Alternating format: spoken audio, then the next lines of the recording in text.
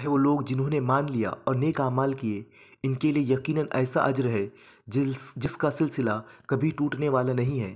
اے نبی صلی اللہ علیہ وسلم، ان سے کہو، کیا تم اس خدا سے کفر کرتے ہو اور دوسروں کو اس کے ہمسر ٹھہراتے ہو جس نے زمین کو 2 دنوں میں بنایا؟ وہی تو سارے جہان والوں کا رب ہے۔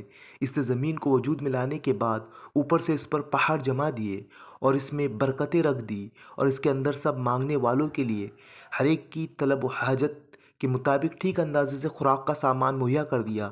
یہ سب کام 4 دن میں ہو گئے۔ پھر وہ آسمان کی طرف متوجہ ہوا۔ اس وقت محض دھواں تھا۔ اس نے آسمان اور زمین سے کہا، وجود میں آ جاؤ، خواہ تم چاہو یا نہ چاہو۔ دونوں نے کہا، ہم آ گئے، فرما برداروں کی طرح۔